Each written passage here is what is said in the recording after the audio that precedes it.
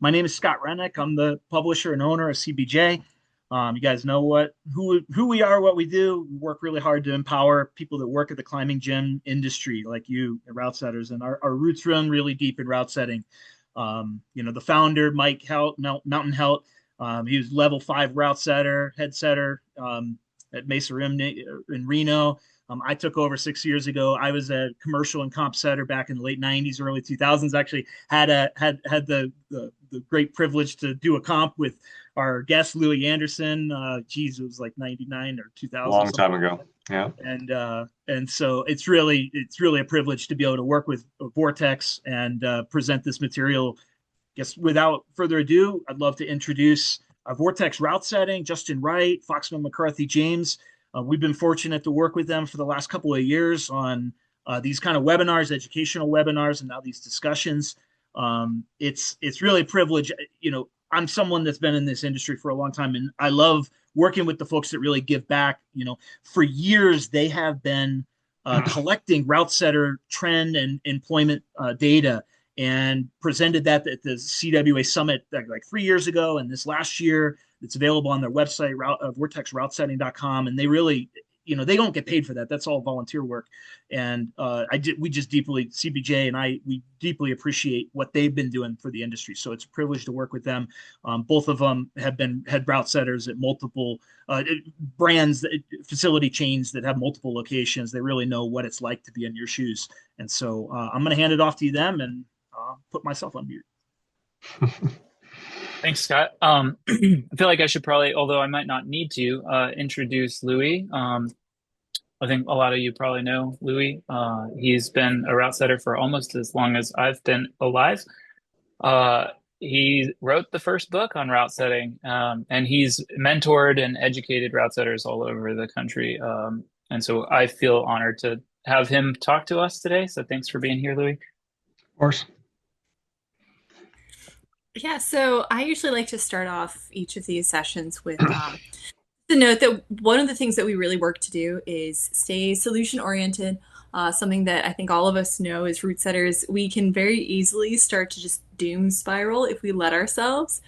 And so I always say, if we want to complain about the state of mentorship within our industry, the next time I am in your town, we can grab a beer together and complain.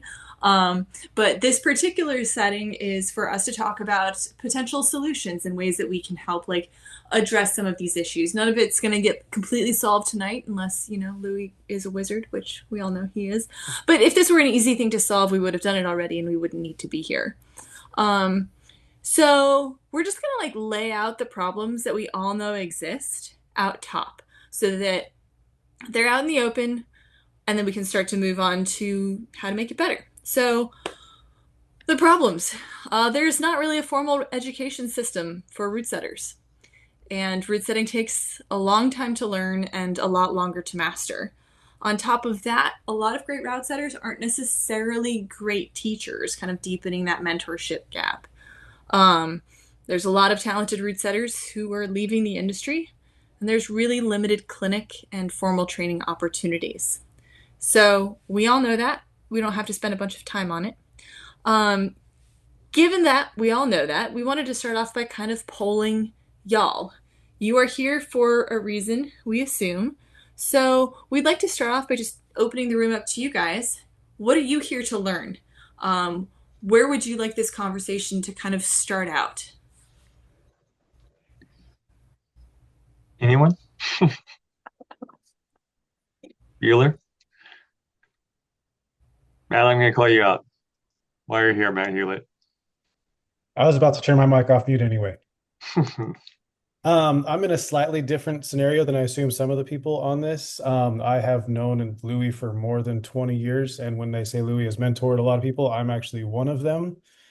So I've been setting for 26 years, off and on, done 100 other things, but I'm even on my third setting team in the last 5 years that I'm building from scratch. So for me, this is about connecting and seeing what's new, what's updated, but also just the simple tips and tricks. Yes, I've done this a lot, but what's new, what's happening, what's working better in certain areas, what works one place but doesn't work someplace else. What do we learn every time we train a new crew up or a new setter up, things like that? How do we keep the cycle alive? How do we keep burnout from hitting? All those types of things, and tackling some of the bigger questions, maybe there's the possibility for having a growing CBJ traveling setting clinic or something like that. I might have the opportunity to hit a couple gyms and just go in there just to revamp their setting programs in the next year. So yeah, I'm looking forward to hearing and listening and chiming in if I can. All right. Alan, how about you? So I have recently found myself in charge of more than one team. So this is the first time in my career where I am managing multiple teams, and is very different. And I've done this in other capacities, but in route setting, it's very different to manage leaders within route setting than to be that direct leader, and managing undereducated leaders. And Gotcha. so I would love, I don't know, there isn't a lot of formal education. And so talking about how to better train head setters or team leads in a way where you don't get to interact with them every day, or they didn't get to work under you or with you for a long time in their career and your career. Okay. Quickly, Daniel, have you got thoughts on this? Hi, Daniel. I haven't seen you for a long time. Yeah, Louie, you might remember me from your I days do. in Rock. Yeah, so I'm actually working on tools to try to help setters, and the thing that I'm particularly interested in learning about is how new setters get trained, and how setters can develop their skills over time. And so I'm curious about that struggle because I'm looking to help that particular piece of it. Okay. Well, thanks for your efforts. It's Yeah, very, very needed. Sean, how about you? In my gym, most of our setters are new, so I guess I'm looking for ways to help um, grow their skill set and ways to keep them motivated and creative. I think everyone, regardless new or old, everyone has that struggle. So we'll definitely hit on some of that. Elliot, have you got anything specifically you're looking for? Yeah, it sounds like I'm coming from a different angle than everybody else. I work at the University of Tennessee managing their climbing wall. So, a bunch of student route setters and just trying to gather a bunch of information, seeing what's happening in the commercial world and kind of all around to set them up if that's something they want to do, but also just kind of, constantly training new people. So, yeah. Perfect. It sounds like everyone, I was curious what kind of mix we get here. And it sounds like there's a few others I haven't heard from specifically yet, but it sounds like everyone here is in a mentoring position and not on the other end of the equation where they're hoping to be mentored by somebody. So that'll help direct some of the conversation. Michael, how about you? G'day, guys. I'm in charge of a team here in Australia. We have 3 route setting venues, so we have a big team that sets across all 3 venues. And I'm mainly just looking to upskill myself so that I can help upskill my team. I feel I'm in charge of developing the route setting training and development budget. So sending setters into state workshops and all of that kind of stuff, as well as training them myself one-on-one. And we've got an excellent team, really capable setters, but we also tend to onboard a new setter every couple of years as people drift out of the business. Right. So yeah, I'm just looking to make sure that I'm upskilling myself so that I can help them on their journey. Smart. I think that's valid to realize that you don't know everything. A lot of times I see folks that are head setters or directors that they feel like they've learned all there is to learn, and that's a really bad position to find yourself in. So I'm glad to hear that. Duncan? I feel like in route setting in general, we all know that you don't know everything. Every boulder, every day you set, you learn something different. I hope most people have that viewpoint, but I've met a few setters that I think would think differently. There's quite a few folks out there that think they know it all, and unfortunately, that's not helpful to anyone. Duncan? Yeah. Yeah, so I'm a head route setter of a team, and also I just hired someone new recently, and I just think you hit a point in route setting where leadership is the future. So just seeing what I can learn, Perfect. new leadership skills. Nice. We've got a few folks down below that I don't see faces and you're all muted, but if you'd like to chime in on this, we'd be happy to hear from you. If not, feel free to lurk and we'll just continue. I think it's very cool that it's all, at least at this point, mentors in the room. Right. I think that's really hopeful for the industry. Sorry, Matteo, I cut you off. Mateo, did you have something to add? Yeah, sorry, I'm driving right now, so I can't No worries. show my face. That's okay. Yeah, I'm just here to kind of get outside my bubble. I've I have my own team that I kind of mentor, and I have my own way of doing things, and just trying to see how everyone else thinks and what their approach is and what they find important and what's redundant to them. Perfect. Okay, Fox, what's the next step in your mind here? Well, oh God. Let me collect my thoughts. I mean, we've got a lot of people who are looking to expand their own mentorship capacity. So I think a great place to start is what makes a great mentor? Because I mean, we can use that word very flippantly, Right. but we all have had really great teachers and we've all had pretty terrible teachers. And so in your mind, what makes somebody a better or worse mentor? I think first and foremost, being able to connect with the people that you're working with. There's lots of different soft skills, if you want to use the popular term for this, but the way I speak to, I don't know, Dan might be different than how I'd speak to Adam or Matt or anyone else on this call or elsewhere. You know, you're all going to respond to things differently. And I think first and foremost, a good leader has to know how to connect with their team. Some people want to be yelled at and screamed and berated, and that's how they rise to the occasion. Other people would end up a puddle of tears in the corner if you did that. So I think it's important to recognize how to give people the nudge that they need. I think also the times that I'm involved in clinic or mentoring capacity, I try really hard not to just stand up at the front of the room and talk. I think it has to be something to where you're involving everyone in the process. You know, giving people the opportunity to shine. So just listen to me and do what I say. For me, that's a big part of it. I don't think anyone truly learns in that capacity. You have to put yourself through the actions and emotions for it to really stick and instigate any real change. So I think that getting down in the trenches and actually setting with the people you're trying to work with, it can't just be a verbal thing or a vocal thing.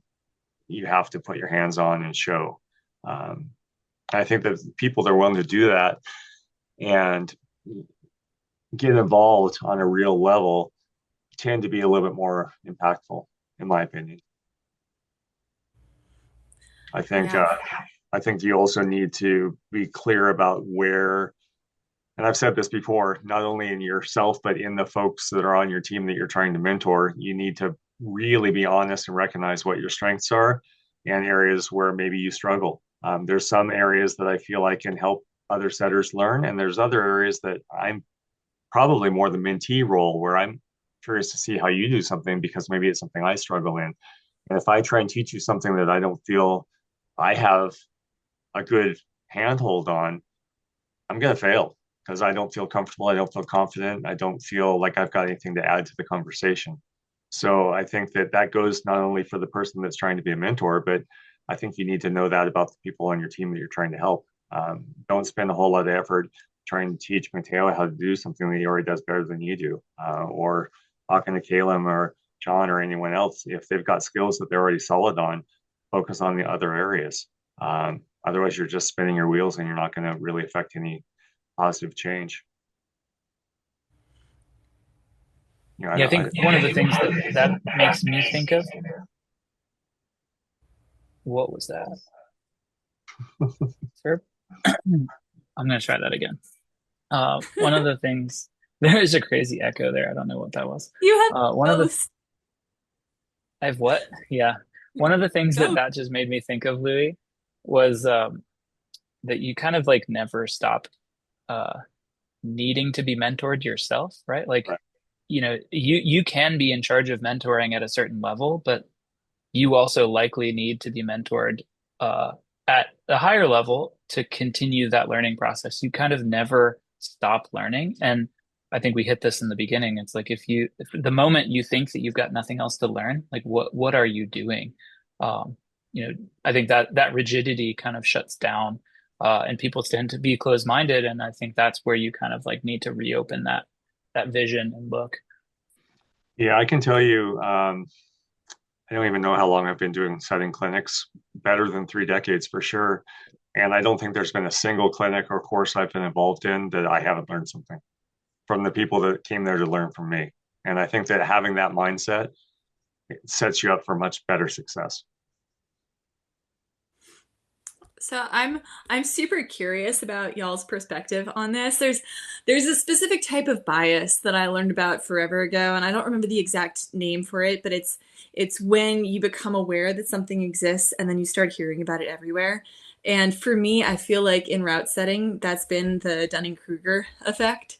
That for a while I'd never heard of it, and then all of a sudden, the last few years, this concept of the learning just enough to think that you know a whole bunch, and the more experienced you get, the more you feel like you just don't know anything. Right. Is this just a thing that only just popped onto my radar? Are you guys hearing about this? Have you always heard about this? Is this just a perception bias on my part? Because yeah, I feel like since I moved into more leadership in route setting, I feel like I hear more people talking about it, but it might just be because I'm aware of it and people were always telling me about it to begin with. Well, I think it's real easy to show up. Let's say you work at a climbing gym, just a run-of-the-mill route setter. You're just someone on the route setting team. I think it's real easy just to show up and do your job, and just kind of toe the line without good enough product to where you stay employed and not really have a whole lot of passion come through with what you're putting on the wall. If you're that kind of setter, you probably feel like you've got things dialed. But if you're really going to challenge yourself and try and go above and beyond and do something that really stands apart from what else is being offered maybe at the gym down the street, I think you're going to find yourself realizing that you don't know everything that you think you do. And I think that's where that hunger comes to improve, to learn new things, to get exposed to new things maybe, or to challenge yourself to do something different than the same old formulaic boulder problem that you've been throwing up for the last 10 years, you know? So I think being a good mentor, again, you've got to be in that learning mindset yourself. You've got to feel like you're trying to improve not just your own setting, but the setting of the entire team that maybe you're responsible for, or the entire group that you're trying to mentor. Whether that's in a gym environment or whether you're teaching a clinic or something, who knows what this might be. But I think you have to truly care about the end result. Otherwise, it's going to show through. People are just you're going to get there and talk for a little while. You're going to collect your money and you're going to go home. But if you really care about the end product and you care about these folks that you're working with side by side, shoulder to shoulder, it has to be more than that. And I think it makes a difference. So one of the first things you mentioned was talking or mentoring people in the way that they respond to. And I know you and I talked a little bit the other day, where I had definitely a learning curve with this particular thing, because when I started route setting, I was working with a mentor, which would be Justin, who's very direct. And I had come from classical music, where I don't know if y'all know, but classical music at least used to be heavily dominated by like Eastern European, Israeli vibes of just like, I will break you down and rebuild you in my own image. And so like I was very used to, I had conductors like throw things at me. And so somebody being like quite direct and blunt, great for me. Like it was very helpful in my learning style, because I could take that like critical feedback and be like, oh, I do need to get better at that. And it was fine. And then moving kind of outside that bubble into the greater like route setting universe, and learning that not everybody responds to feedback in the way that I respond to feedback. and that I needed to like change the tactics, and some people like the more direct and some people like, do you have recommendations for route setters who were going through that journey? Because I feel like I learned the very hard way by upsetting people and being like, oh, I didn't mean to upset you. Do you have any hacks for people who don't want to just like drive themselves into the ground? I think listening, I think watching and seeing how a given person interacts with their peers. Maybe, ideally, you'd be maybe a director position that has other head setters or assistant head setters underneath you that have some leadership capacity, so you can see how they interact with their subordinates. But we don't all get that opportunity. So I think, barring that, just watching how they interact with other folks, because people tend to give what they want to receive, I think, in this area. So if someone's kind of a soft-spoken person and they don't really raise their voice, they don't throw their arms around when they're talking, that's probably the kind of messaging that they want to receive. If someone's a little bit more boisterous or vocal or vulgar or physical, then maybe that's what they're looking for. I think there's lots of cues you can pick up from folks without them even realizing that they're giving it to you. So I think that that's a starting point. I think that the more important aspect is when you're first starting out down this road, you're going to have missteps. You're going to hurt feelings. You're going to maybe make someone cry. It's just going to happen. And when that happens, I think that more than anything else, you need to step back and reconnect with that person and, apologize if an apology is due. And maybe use as an opportunity to say, obviously, that's not how you want to receive this kind of feedback. How would you like to receive feedback? Because often you don't have the chance to ask that question going into something cold. Maybe you're working on a comp squad with setters that you've never seen before that day. So you know nothing about them, right? So you're gonna make missteps. It's just gonna happen. But I think when that happens, how you respond to that misstep or that hurt feeling will not only help build a deeper bond and a better understanding of how that person needs to be taught, but it's also going to help you maybe recognize some signals that you don't do that again in the future. Yeah, I can add on to that. Sorry. I don't know why it's doing that. Oh, sorry. Was that you, Michael? Go ahead, chime in. Yeah. I was just going to say, I think for me personally, I coach athletes as well. And I think there's quite a lot of crossover there in like, not only is it how learning like people reading skills and learning how to talk to that person and how that person responds to feedback and what feedback they respond to best. But it's also like, sometimes it goes a little bit deeper where it's less about like,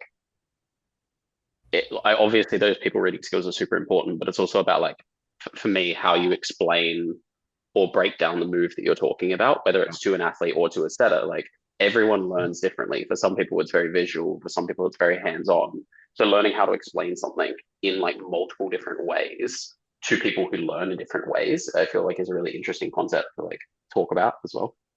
I agree. It's a skill I've tried to develop. And I think also that's going to look different in different environments. Like if you're working one-on-one with a setter, then it's very easy just to have that connection and to morph into whatever they need that to be. But if you're working in front of a team of 4 to 6 or more setters, or if you're on a competition team and you're the chief, you have to kind of adopt this blanket approach to where you're somehow connecting with everyone, and that's a lot more challenging. I think also there's lots of different terms out there that are thrown around to mean the same thing. So you have to make sure first and foremost that you're all speaking the same language too. Whether that comes to movement, whether that comes to the intensity of the boulder you're trying to set, if you're using the RAC scale or some other defining quality of making an assignment for what the expectation is, your setter might hear you and do something completely different just because they thought they understood what you meant, when in reality they didn't. So I think that has to be cleared up as well. Make sure you're all speaking the same language with the same terminology. I'll take a second, just throw myself under the bus. Fox just shared kind of the mentorship opportunity or experience that she had because I don't know, what was this, like 10, 15 years ago, right? It's like I was like newer in my headsetting role, right? And so I had this lens. I was maybe described as a tyrant. I had a very specific vision of what the route setting needed to be. And I don't know if this like resonates with any of you, because like I definitely had a version of what I thought was important and what I needed to see in the walls. And the way that I went about it with Fox's sort of like learning process and training was like quite direct and arguably very brutal. And I think, you know, Fox having their background, you know, responded to it fairly well. Someone else could have completely like they could have left the gym and never come back. And so it was a great opportunity and a learning experience for me in that role as kind of like a newer leader, to figure out like, okay, well, this worked here, but it's not going to work there. And so we have to adapt. And so I think like, you know, in some ways we all have our version of a blinder on. And you just have to like figure out how you can kind of open that up. And, you know, traveling across the country, working with other people, learning, you know, thinking about how people are learning or how they need to hear something, you kind of have to react and change.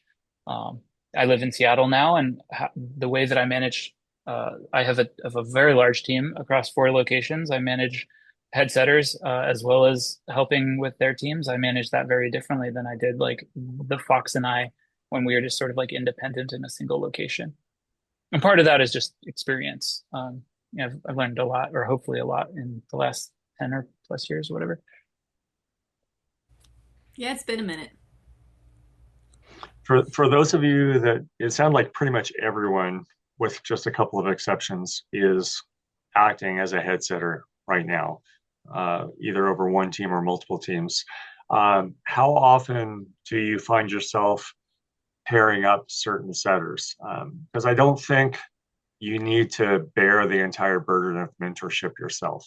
If there's someone on your team that's particularly good at something and someone else is maybe struggling in that area, I would encourage you to delegate some of this mentorship to those folks as well. I mentioned earlier, you know, a lot of times I'll work with folks that have much stronger skills in certain areas than I do. And I think it's important to recognize that and maybe let them take charge. Maybe you've got a setter on your team that does an amazing job, but there's just this one area where they struggle. And someone else on your team does well in that area. I think this is the perfect time to pair them together for a couple of setting days. That way the burden's not all on you. And it also helps empower and reward, if you will, the person that's doing a good job in that area. I think it's important not just to rule from up on your hilltop. I think it's really important to give people kudos when they deserve it. And this is one way you can do that. Just to add to that thought, letting the team know that we're all going to learn something every session, or not, maybe not even every session, but maybe this is a time where we're going to experiment and learn together. You know, yes, we're leaders. Yes, we're here to teach. Yes, we're here to do things. But when I, you know, pick on a route or do something, I want them to learn the process and figure out what makes it better, what makes it, versus just telling, exactly as we've said a few times now. So having that mentality of, I don't know, let's figure it out together. Or even if I do know, we're going to figure it out. We're going to learn from this experience, and I'm going to learn too. Let's learn this together. This is a weak point for me. Help me out. Keeping that open mind where everybody's learning all the time keeps the stress way down, keeps everybody a lot more chill. Yeah, and there's also way more than one way to do everything that we do. So, you know, I might have a couple tricks up my sleeve for doing a certain thing, or forcing a certain move, or whatever the topic might be at the time. But that doesn't mean that there aren't other ways to approach it that are equally effective. And I think it's important for us to recognize that as well. Yeah, one of the reasons why you, Louie, came to mind, like as the person that we wanted to talk to about mentorship, is you have consistently provided opportunities for other setters throughout the industry for a very long time. And, you know, talking about pairing setters up to work with each other, I think there can be this instinct to kind of like almost hold on to opportunities for ourselves, but being able to share decision making and share access to information and share expertise. Like if somebody is an expert, has a skill set, like lifting them up starts really with our interactions with individual teams and then can expand to really the entire industry. I think it can feel like opportunities are a limited resource, but I believe that we kind of make them for ourselves and our communities, and the more we can lift each other up, it's a good habit to model early and to keep doing. I agree. I think a lot of people, especially if they're, and we talked about this, I know in the past talks we've talked about this, but if you're finding yourself in a position where you're trying to build and further your own career, sometimes it's a little bit more challenging to do this for others because you feel like maybe you're giving up an opportunity that might be your own, or you're putting energy somewhere where it's not really personally beneficial. And I've never really had that mindset. I think that as the industry develops, and opportunities come along for folks, whether it's an opportunity for you or someone in your circle, it's good for everybody. I mean, there's this old cliche, a rising tide lifts all boats. And I think that this is like that. We all are, as much as this industry is established already, we're a baby industry. 20 years from now, this is going to look considerably different. And everything is still, we're at the front end of all of this. Like this entire industry is only 30 or 40 years old. That's nothing. I think that we owe it to ourselves and future route setters and the people on our team and the ones that they're going to end up mentoring someday to help everyone around you. It just makes everybody's industry better. It makes your workplace better. A team that is happy and jiving and getting things done efficiently. It makes your workload less.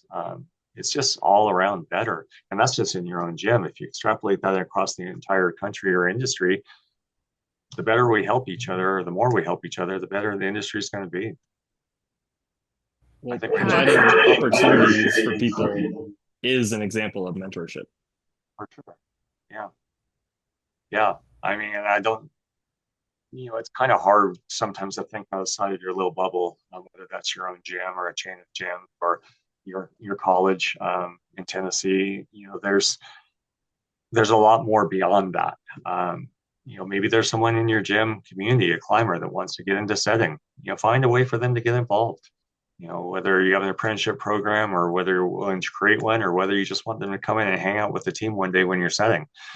Who knows what that person can become? They might be the next head setter of your gym. Who knows? But without that opportunity, we're never going to find out. Two gyms now. That's something sorry, you go, Matt. Oh, go ahead. Two gyms now where we do a once a month setting clinic that's open to all members and everybody.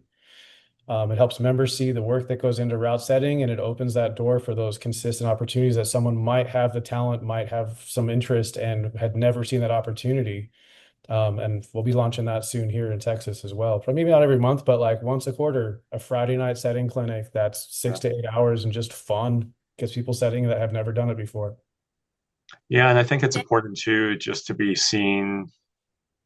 It's really easy nowadays to be seen as being performative, but if you're really legitimately making an effort and you're connecting people with opportunities and you're helping to spread some educational information to folks, I think most people that really are paying attention aren't going to see it as performative. Even if you have missteps, even if it falls flat on its face, people are going to appreciate the effort.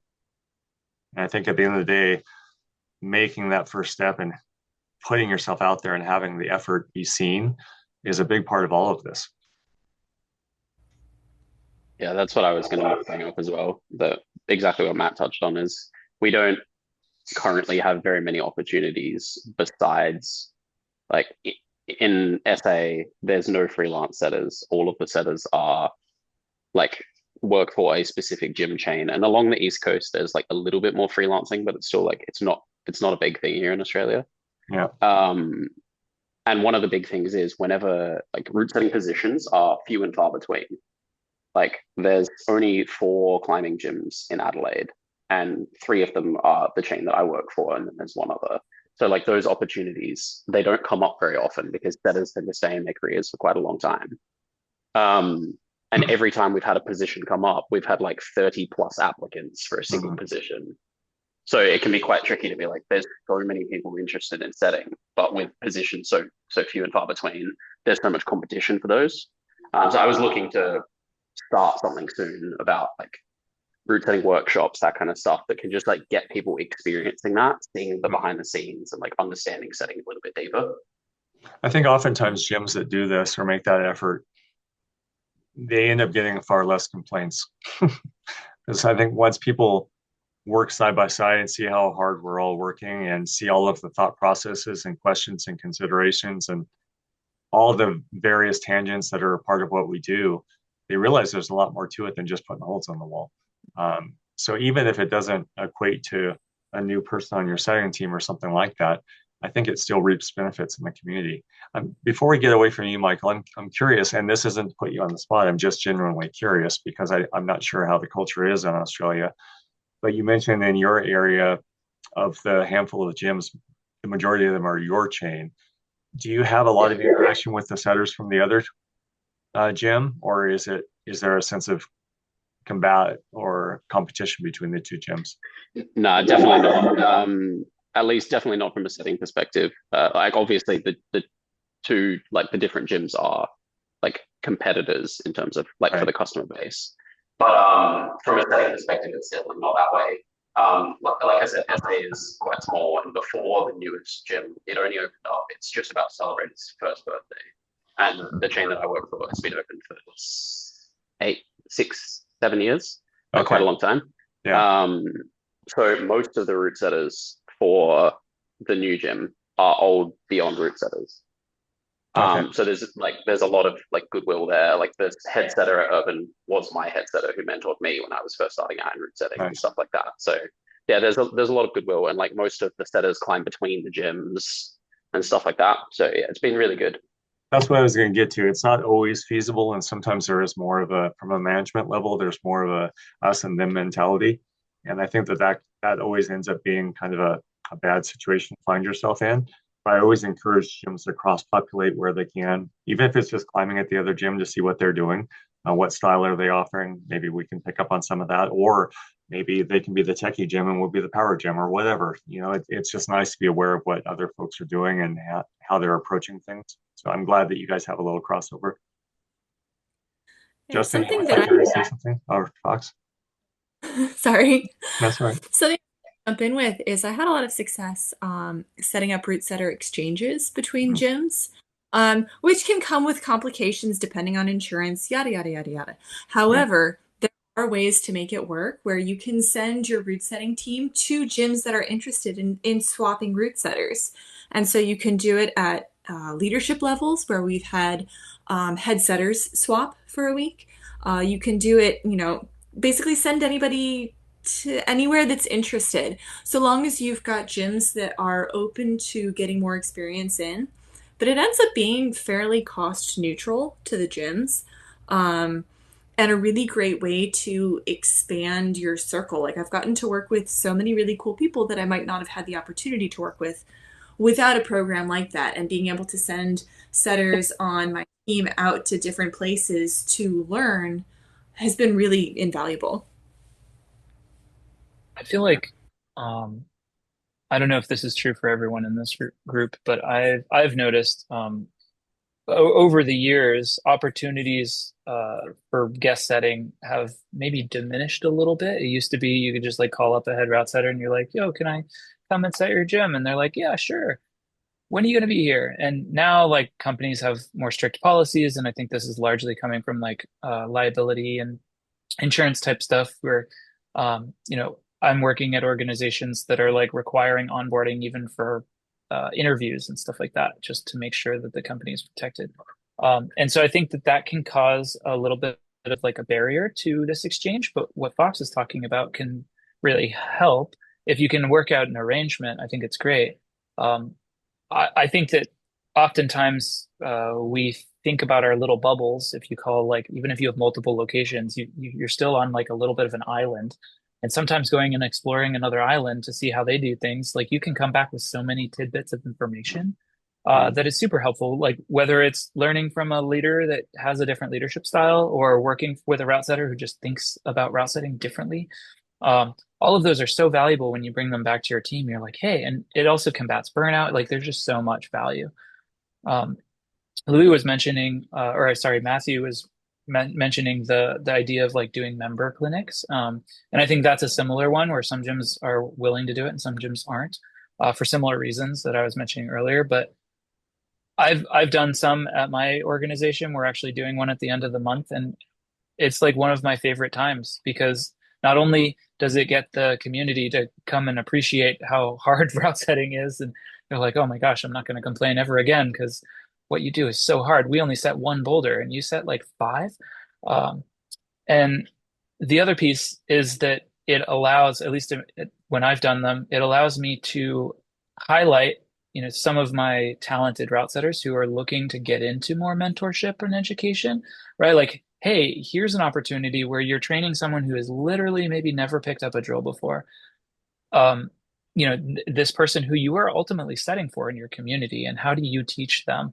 And here, I'm going to provide you with a curriculum, but like make it your own. I think that's an opportunity where you've got an experienced route setter who wants to get into mentorship. Like that's just another avenue that you could take to kind of give them another component to their existing career choices. One thing, I don't want to breeze by it too fast because Fox brought it up, but insurance is getting to be a bigger and bigger concern for these types of things, the setter exchanges and whatnot. Even as a freelance setter, the insurance requirements are often quite high in the US anyhow to work in other facilities. So I think that there's one way around this. Oftentimes what I've done in the past is we'll have little setter field trips and my setting team will just go climb in another gym.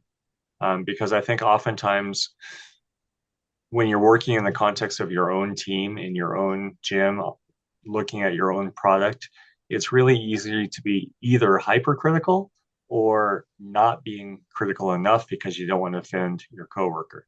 And I think if you get your team together and you go visit the gym down the street or in the next town over or whatever, and you have a climbing session together and you can amongst yourself have a little critique about what they're doing well and maybe what they're not doing well.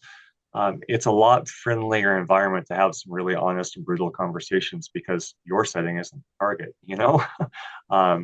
and I think it's also, you can make the analogy, if you're trying to be a really good rock climber, you probably want to go to lots of different crags and climb on lots of different hold types and a lot of different rock types.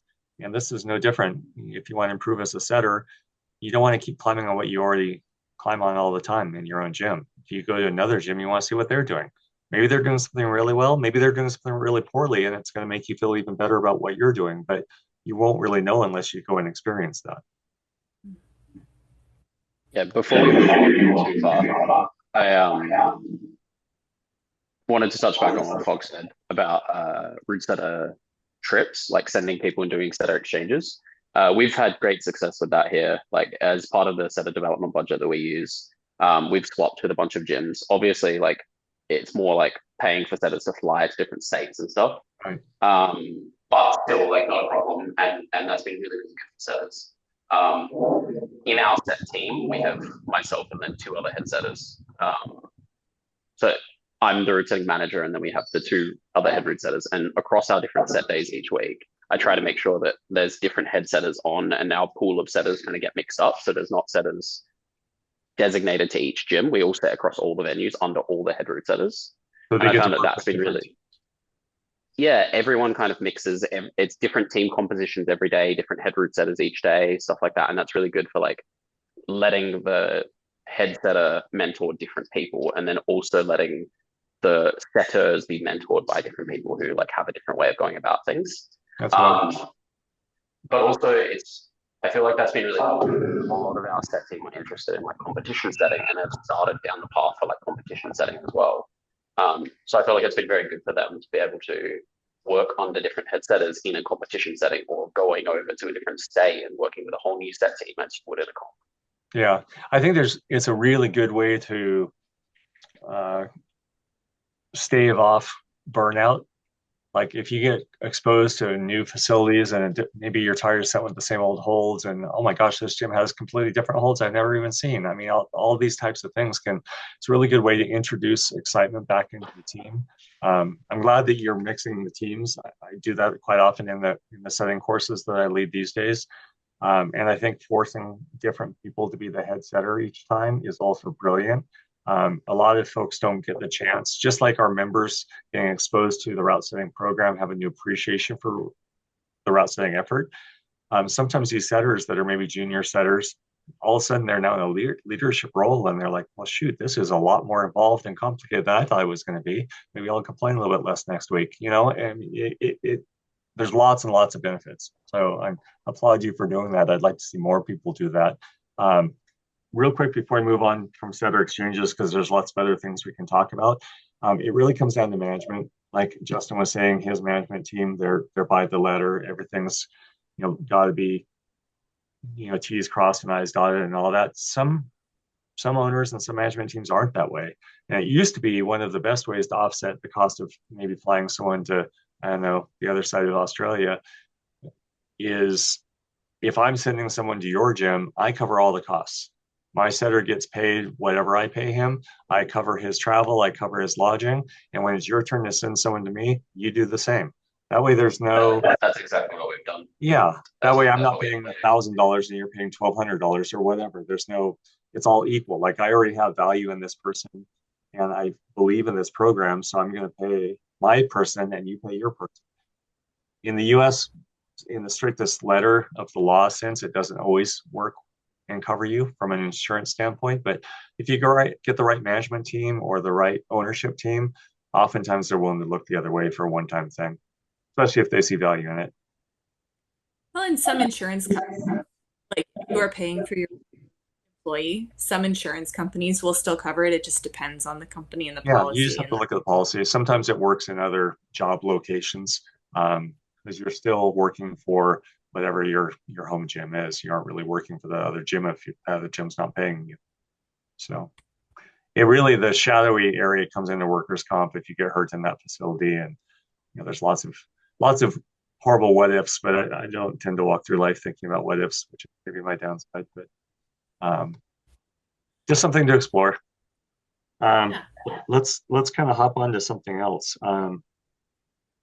Foxman, you want to take a next item off the list? I'm looking down the list. We were talked a little bit about setter exchanges. I think something good to chat about too is, are there options outside of mentorship for route setting? Like, have you guys seen it? Have you seen it, Louie? Like, outside of that mentor apprentice scenario, have you guys seen anything that works? I mean, there's lots of people trying to do things. There's lots of consultancy firms, yourselves being one of them, that are offering to come to a facility and help elevate their program. And I think that can be done and it can be very effective, but I think it's a little bit more short-lived. It's kind of a one and done sometimes, to where you're coming in and you're maybe remotivating people, and maybe that that inertia will stay in place for a certain amount of time after your visit or after your consult.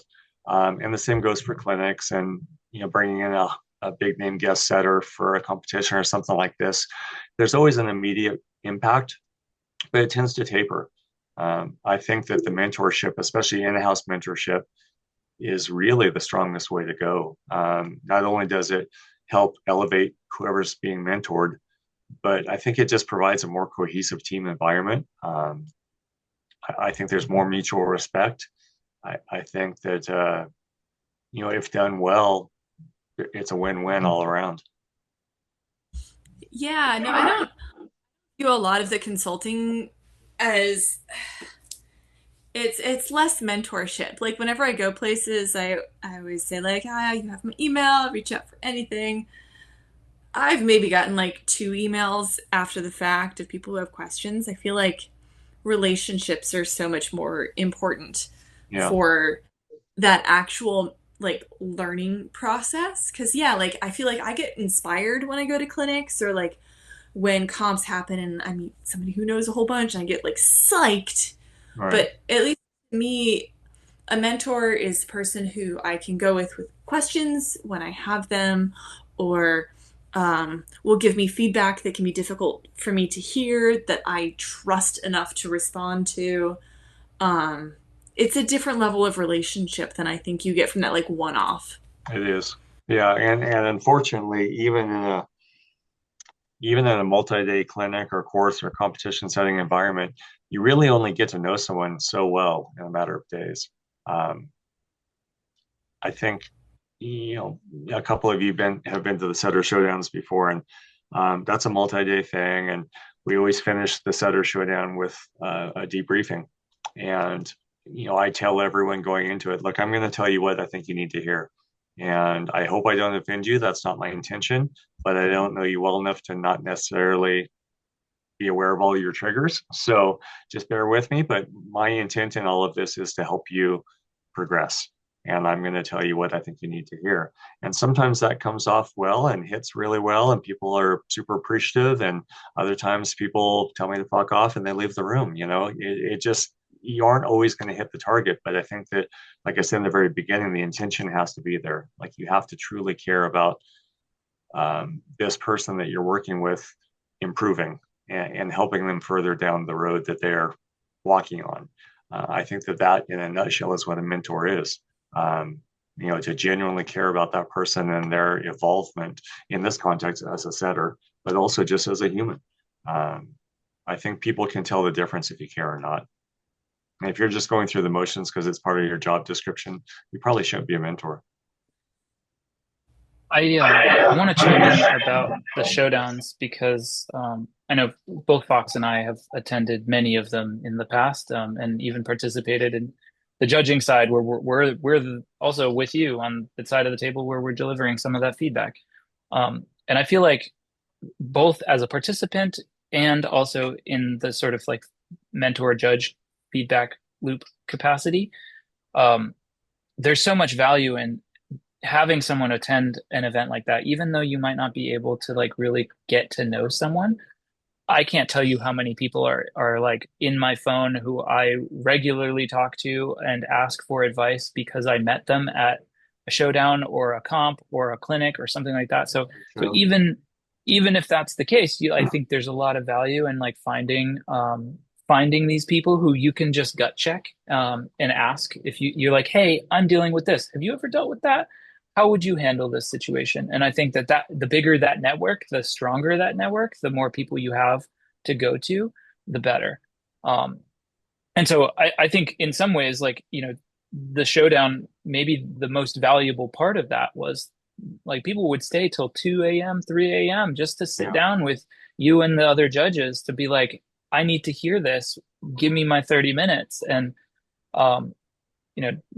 I remember how long those days were. And so, it just shows how valuable that is to that participant. And so I want to pivot for a second, just because I'm kind of curious, and we're also kind of running up on the clock here. I want to know how people find mentors, right? We in this room are mentors. A lot of us are mentoring people, whether it be directly or indirectly at various levels. But how, if you don't have one, or if you yourself are a mentor but are looking for a mentor for your sort of like the level that you're at, how do you find one? Do you want me to answer, or do you want to pull it? Open forum. Who's got one? I mean, I would say that early on, the wee hours of the internet, we got some of these setting groups. Routesetters Anonymous is one of the ones I was involved in starting. And initially, it was just a bunch of setters getting together to exchange ideas. Well, now there's so many people in there that it's almost not effective anymore. But I think small groups like that still exist. There are all kinds of social media groups and platforms that are setting based. I'm sure if you dove into Reddit or any of the stacks and substacks and all this, you're going to find content. So short of knowing someone, put yourself out there and ask for help and see who responds. And hopefully they treat you well. The internet sometimes isn't a very friendly place. but there are still plenty of people there that care. Short of that, which is kind of, a lot of people don't want to put themselves out on such a big platform like that. If there's someone that you value, maybe someone that you watch from afar, whether it's a setter or just someone that you really look up to as being a good human being, just approach them. Have a heart-to-heart conversation and ask for their help. Ask them to maybe shadow you and see if there's areas that they see that you could improve on.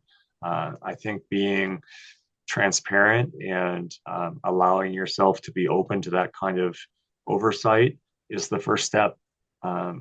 You can't do it by yourself. If you could, you would have already done it. So if you're looking for a mentor, you have to allow yourself to be mentored. And that's the first step, is asking for it. And maybe that person's not the right person after you get a little bit down the road with them. And if they aren't, thank them for their help and their time and move on and try again. Because when you find the person, it's going to be super impactful, and you're going to be very, very happy that you made the effort. Yeah, I can kind of add that a few people approached me the last couple of years to ask for advice on like how to get started, how to expand their, experience level.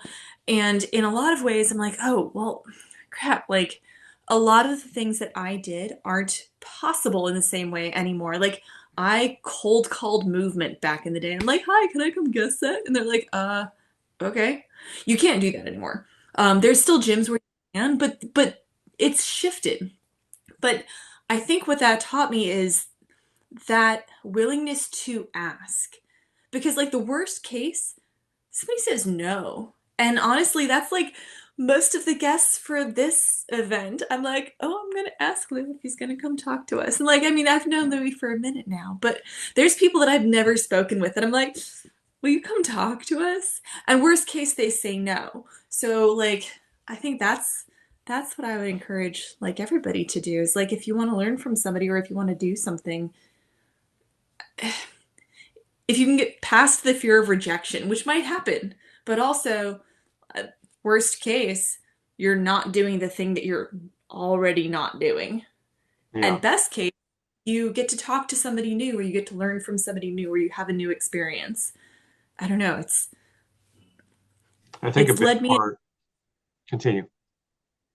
That's all I got. Well, I was just going to say, I think a big part of improving, putting yourself out there and actually making an effort to improve, whatever it is, but in this context we're talking about setting, is a sense of vulnerability. And just, you have to be able to open up and say, this is me, and I'm trying to get better at these things. Can you help me? And they're going to tell you if they can or they can't. And hopefully if they say they can deliver and you actually get something meaningful out of it. But the first step is on your shoulders. You have to be able to put yourself out there and open up and say, this is me. Like I said, it doesn't always work. Sometimes there ends up being a mismatch, or once you get to know somebody, maybe they aren't who you really thought they were. Someone always says, don't ever get to know your heroes. And there's some truth to that. Heroes don't always end up staying heroes once you get to know them. But obviously you're drawn to this person for a reason. There's something about them that makes you appreciate them or look up to them. So if you ask for their help and they're a decent person, they're probably going to give it to you. And hopefully there's something of value there. I get emails all the time. In fact, I tell all of you guys, if you want to reach out to me and have questions, I might not always be super quick to get right back to you, but I will answer every email I get at some point, usually within a day or two. This industry has been super good to me, and I think I'm at the point now to where I'm definitely phasing out in most areas, and it's up to me to help elevate the people that are coming behind me. And I think at some point you're going to be in that same position, and hopefully you feel the same way and you're willing to help people that you can help, because you all have skills. That's why you're in the positions that you're in. If someone has the courage to approach me and ask for help on anything, I already know that they care. And that's what matters so much more than so many other things. So even if our relationship doesn't work out, I'm going to give them a shot because they had the courage to ask for it. Yeah. And if I can't help you, I'll try and put you in touch with someone that can. I mean, the folks on this this screen that I have worked with in the past could tell you. I don't always have the answers, but I'll do my best to find them for you.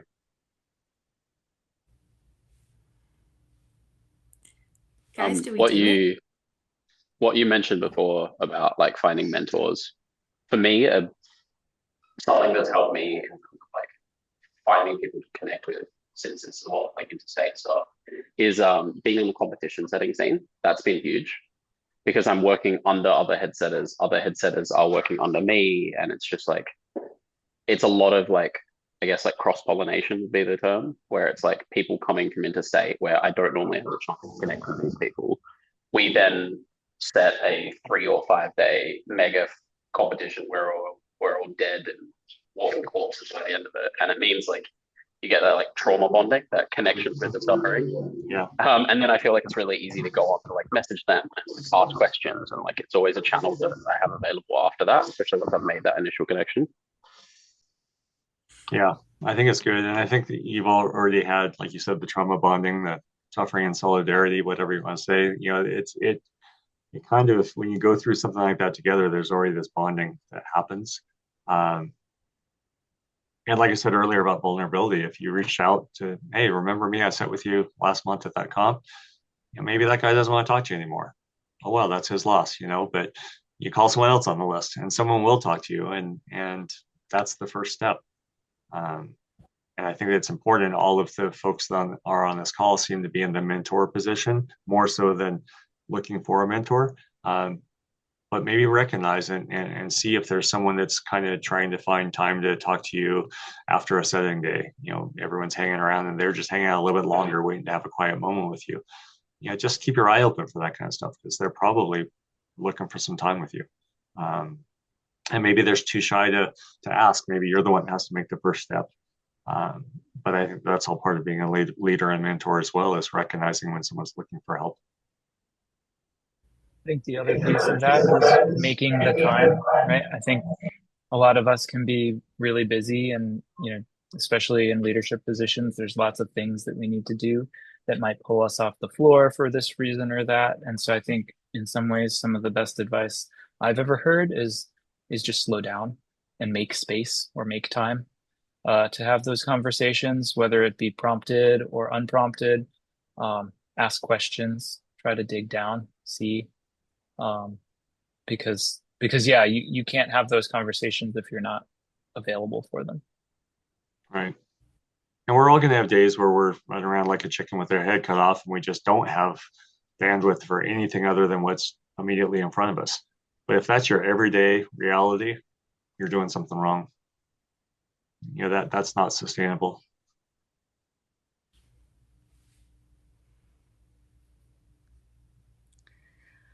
Well, I think that's as good a place as any to wrap. Thank you so much, Louie, for joining us. Of course, I'm glad to be a part of it. Yeah, thank you, Scott, for the space to have a good conversation. It's always the best. Thank you, Foxman and Justin, for leading these. Everybody, it was just such a pleasure to. I've known Louie for a long time, and he was influential to me 25 years ago, and he's still influential to everybody today. So thanks for being on. Don't miss the next one. September 9th, John Muse, growing your career as a USA climbing route setter, and tune in ongoing. We're going to have these every month. So thanks so much for Vortex, Louie, everybody for joining us. Thanks for everyone joining. I appreciate it.